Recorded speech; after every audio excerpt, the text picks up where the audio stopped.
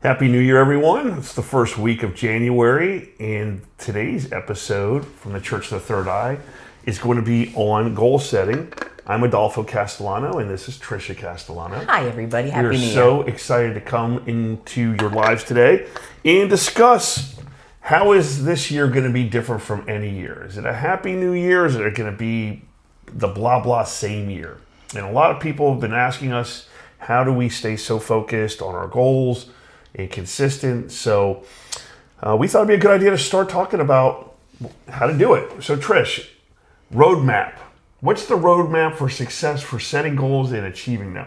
So your roadmap has to start with an idea, and that idea then needs to be broken down into small, manageable steps that you can take. At the same time, it's important to keep things in mind. You don't want to necessarily tell everybody what your goals are, because not everyone's going to support you and think it's the greatest thing in the world. And to keep your motivation, you don't want a lot of naysayers dragging you down. So it's important to keep it close to your vest.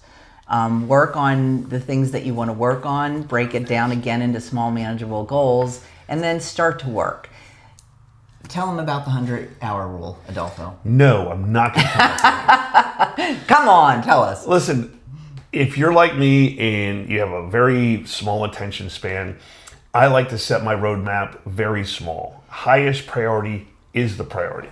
Meaning, what's the most important thing you want to achieve? For example, right now, my health and fitness are the most important parts of that.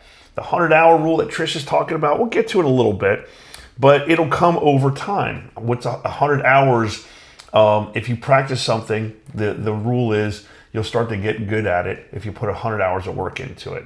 100 hours at the gym, 100 hours at learning a new language, 100 hours at playing guitar, etc., jiu-jitsu, whatever that goal may look like for you. So, but prioritizing what's going to be the most important goal should be the most important thing that anyone does when they start out to set goals.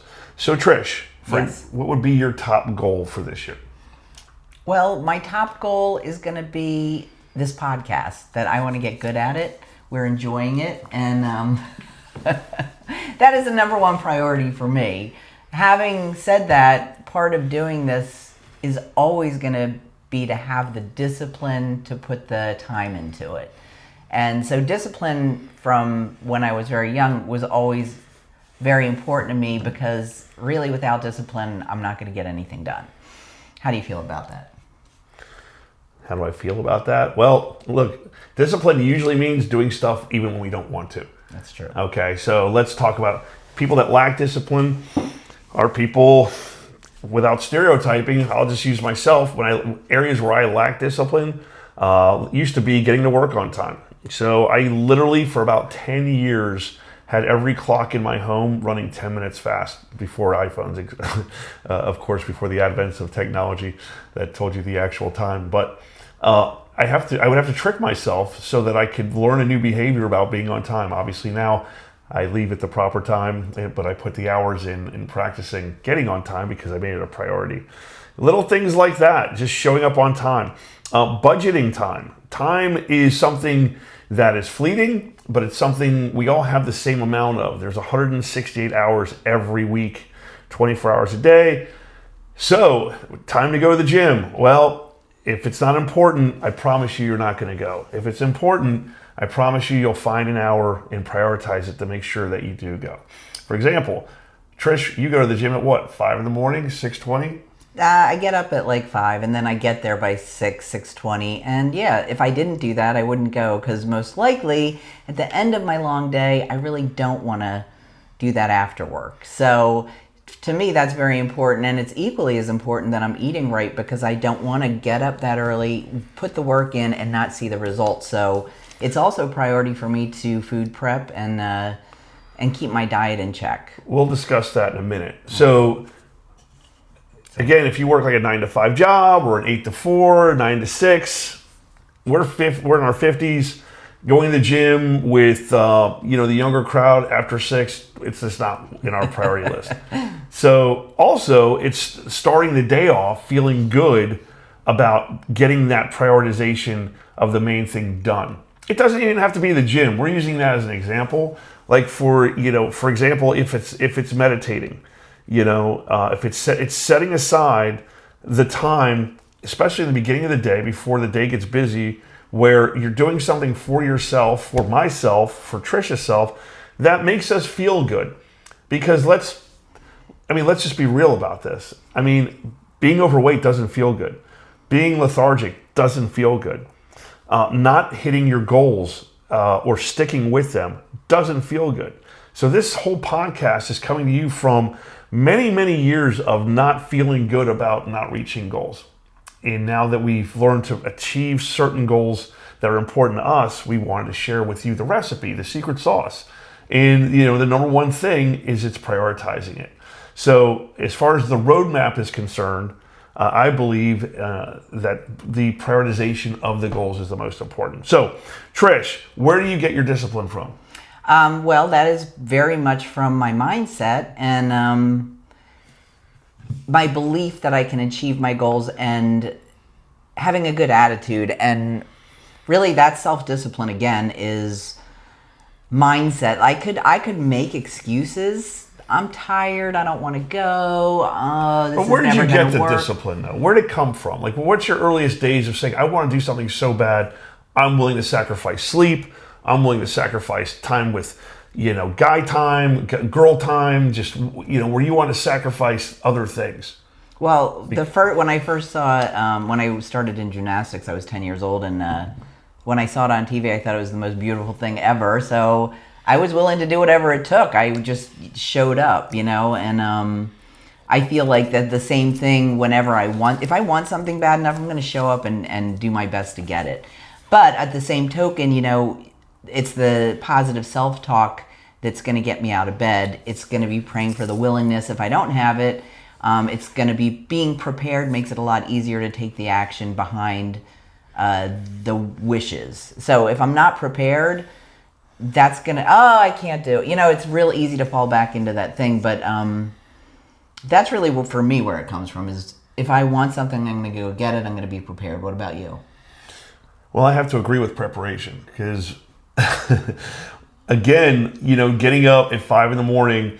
and not having your clothes all ready, and having to fiddle, just the more I can prepare myself for my endeavors, the more successful I'm going to become, the more time I can spend on that goal.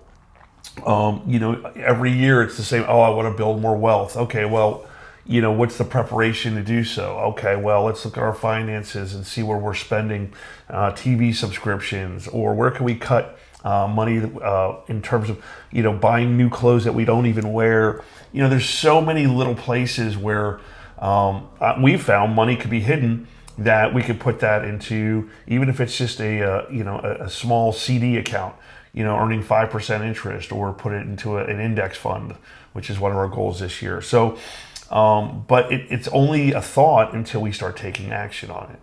Wouldn't you say so? Yep, that's so true. Yeah, but it has to start with a thought, become the desire, become prepared to do the desire, and then take action. You know what I mean? So there is a process of it, and a lot of it rests between the two ears. If it's a priority like we started with, then it has to be a priority that's something that you think of and work towards every day. And if you have a priority to start some kind of investment and you're thinking about it every day and you're looking at it every day and you're starting to prepare to do it, then you are going to do it. If you don't, if you're like, it's like a wish. If you don't take the action behind the desire, it's just a wish. But if you start preparing, you get up, I'm going to go to the gym every morning. I get my clothes out, I lay them out at night. I have my coffee ready to be turned on if I need the coffee, or my pre-workout, or whatever it is. It's already there as soon as I open my eyes, ready to go.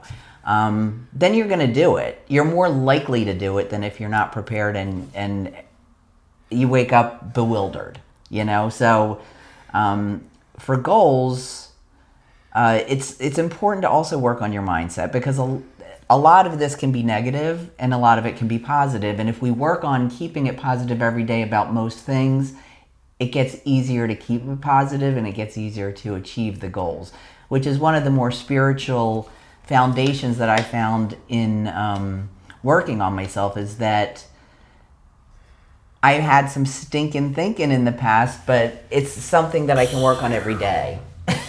But I have to work on it. And it's gotten so much better over time where I barely ever have that, but it still can creep in, and then I have to pivot. I have to change that thought to, I'm tired. You know what? I feel better when I work out. I feel better when I get up. I want to feel good. That's my intention. I'm going to set it, and then I'm going to set my alarm, and I'm going to put something next to my bed that I'm going to start drinking right away. My clothes are laid out. I'm getting my ass out of bed. You know what I mean? And then I get the endorphins. I'm happy. I feel good all day. Same thing when we do something we set out to do, like our podcast. When we start working on it, even though it's frustrating, we're learning the technology of it.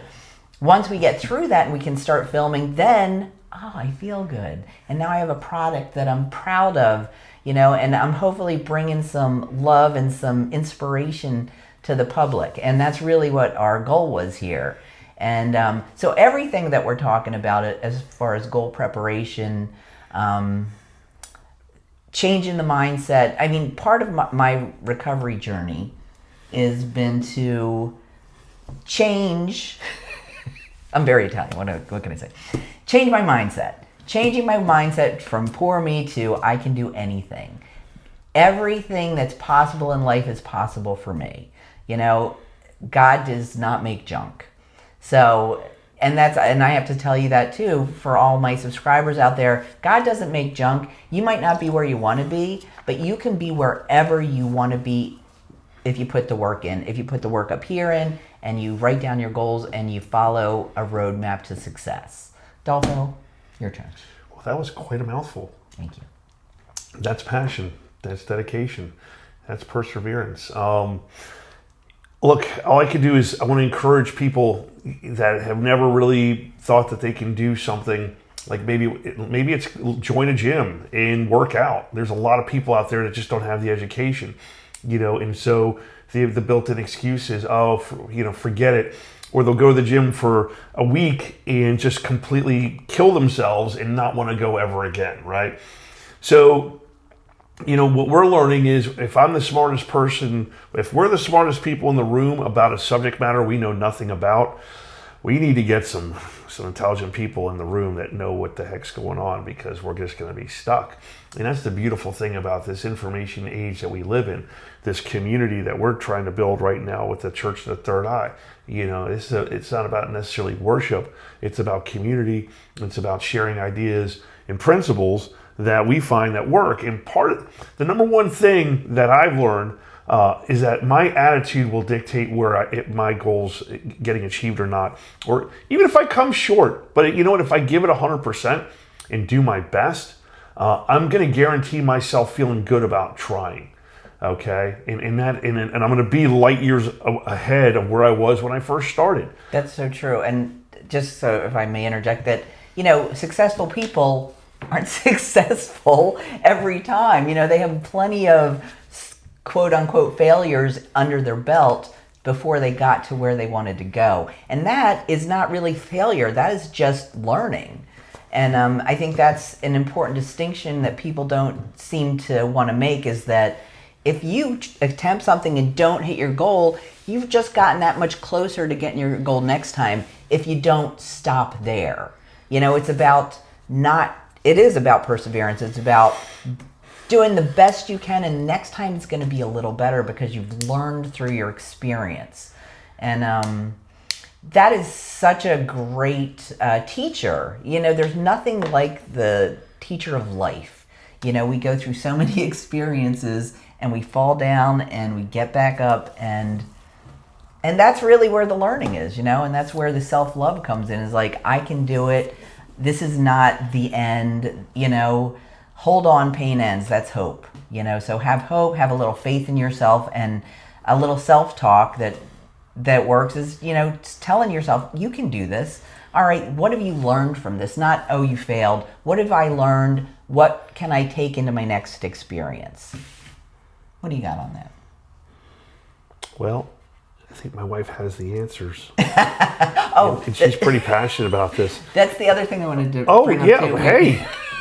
I'm just a good-looking talent. She's the one with all the knowledge. We're going to let her just share with you. I'm kidding. The other part of what I wanted to just you triggered in me was you have to be open-minded. If you're going to learn, you have to have an open mind. If you think you know it all, you're not going to get anywhere because you have the wall up of learning. You're going to run into a wall when there's some new information that will help you. That's my mind. But when you run into a wall, guys, you have a choice to make. Like there's lots of walls out there. I can't do it. I don't have time. The excuses, if the excuses are the priority, then you're stuck, right? If I've learned the hard way, sometimes showing up is winning. Like if I went to the gym last week and I had I don't necessarily say it was a crappy workout, but I showed up. In a lot of times, I never took stock in that. Look, I don't know what I'm going to compare myself to other than to be the best version of Adolfo, so I can share the version with you and the audience and with Trisha, and she's so passionate about this, which is great. I don't mind if she gets a thought that she wants to share with you because that's our relationship. Our chemistry is so unbelievably, we're blessed because our ideas into just the chemistry and the electricity of how we are co-creating in our mind. We share these principles and these priorities and love and passion. And so it's good. I know, hey, it's okay. Let her talk, and let her talk with her hands. I love teasing her about it. But guys, start something, but put some work into it, even if it's just a little bit. It doesn't, she's an everyday type of person. I'm not. I believe in balance. I believe if you say you're going to do, if you're going to prioritize it, if it's your health and fitness, yeah, there's compartments to it. There's definitely the kitchen part. That's the most important part. The exercise part can be 3 or 4 days a week of active weightlifting. That's the recommendation from the scientists and the experts. Lift heavy weights, regardless of your age and size. And if you don't know how to, hire a trainer to teach you. There's plenty of YouTube videos that can show you if you're a self-starter. But again, if you make it a priority with your money, I don't have the money to hire a trainer. I promise you do. People have money literally falling out of their pockets to spend $6, $7 on a cup of coffee at Starbucks. You add that up, that's a car payment. There's your personal training for the month. And so it's just, whatever your negative self is telling you, tell it to shut the heck up. Because if you want a new happy new year, what are you willing to do this new year to get it? And that's the whole idea of build your own roadmap, whatever that looks like for you. And to share it with another person if you can, great. If you have a partner that's like-minded, even better, fantastic. But being self-motivated is challenging for a lot of people. We're both self-motivated, but we're also self-motivated together, wouldn't you say? Yeah, absolutely. Sometimes I need a nudge, and on the weekends when we go to the gym together, I don't always want to be there, but I show up, dress up and show up. That's half the battle for a lot of people. Sometimes that's 90% of the battle, because once you're there, you're going to do something. And if that's all you ever do, you keep showing up, it's going to get easier. And you're right. It's good to have a partner, and if you need that, I can remember after I had my son, I was 39 years old when I had him, and I wanted to lose some weight, and I was having trouble, and I had a friend who said, hey, just text me every single thing you eat, and I did, and it kept me accountable, and I had to tell somebody, so I couldn't keep hiding I'm going to eat 12 million chips over here. But that being accountable to somebody else and being honest about it helped me get back into shape, basically. And it's a great support, and this is a girlfriend of mine and a very good friend, and I would do anything for her too. This is what you have people in your life for, they're here to help you if they're the right people. And it's important to have the right people who support you on your journey, and you don't have to tell everybody about your goals. Some people will be jealous. Some people who don't want to do anything will try to knock it because, that's their roadmap is nothing right now. So people who are on the journey trying to accomplish things are going to be more your cheerleaders. So just keep that in mind. People who are naysayers, you don't have to listen. There's been times where I literally have to create new challenges. I mean, I've been working out. Trish and I have been working out together and separately for 20 years that we've been married. Okay, and I got to tell you, my body fat has been way higher, even though I was exercising. And aging. There's so many components that go into the negative side of it. But the positive side is the aging is also a positive thing, because with age comes wisdom. Like, I've learned I can't get away with eating sugar, refined sugar. I can't get away with eating processed foods. Food is mood, and that is so true for at least myself. And you can see it in kids. You give kids, sugar, watch them just, bounce off the walls, in these foods that I call it a war, man. There's a war against the information, the nutrients, the things that, as human beings, we should have an inherent right to eat nutritious food. And then they make it even more expensive.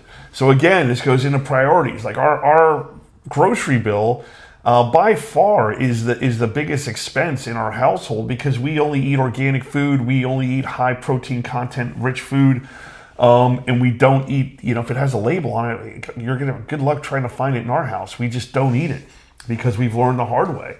But we don't have medical bills. I don't have prescriptions that I got to refill in terms of, high blood pressure and things like that. So the benefits far outweigh the sacrifices, the discipline. It's one of those things where if you like and subscribe what we're talking about, and you have questions about how to buy good food that's rich in nutrients on a budget, please like and comment. I'll be happy to share some knowledge with you, some wisdom. I am as frugal as they come. I'm the oldest of 6 kids in my family. We learned to budget money. We learned to budget, and buy better for less, and it's, again, all things are possible in America, as one of our friends likes to say. If you have a plan, this is part of the plan. You have to have a plan. You have to have a roadmap, and you have to want to be willing to be committed to it. I always say, like in the Rooms of Recovery, they say, hey, give it a year without a drink or a drug. And if you're not satisfied, we'll refund your misery. It's literally the same for anything that you don't feel good about, that you look in the mirror and like, I don't feel good about the way I look. I don't feel good the way how I talk to my family. I don't feel good the way I talk to, to my peers. I don't feel good. Whatever the things that are making you not feel good, there's a remedy for it. And sometimes it's polar opposite of how you currently think. But if you start changing the food that you put into your body, you start changing the exercise, because I don't know about anybody else out there. This is my little rant. I look at exercising as going to recess when I was 8 years old. The one thing I could promise you that we all have in common is that when we were kids, the one thing we looked forward to in school was when the bell rang and you could go outside and play. And it was like, and then, where's that bell in life? We get caught up raising our families, our kids' problems, go, our relationship concerns, whatever that looks like. Shopping, cleaning, working. Yeah, we can go a lot to where we feel like we don't have any time. And that's where saying, you know what, I'm worth it. I'm worth some fun time. And for me too, like, I've learned to have fun at the gym. I listen to my music, I do my handstands, I do my little gymnastic things, and I lift weights, and I have fun. And if it's not, going to the gym, maybe it's playing tennis for you, or going outside and, walking, but have some fun in life. That's where, he was talking about balance. It's so important.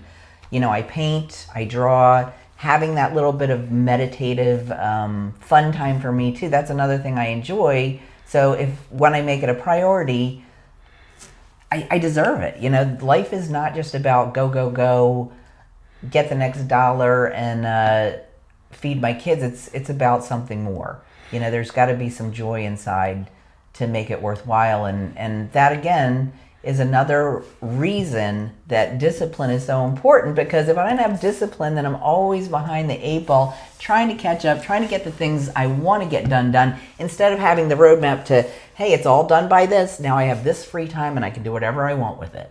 And that's important. And when you fall short, you got to give yourself a freaking break. True. If you say, hey, I'm going to go to the gym tomorrow, and you don't make it, you're going to feel like shit.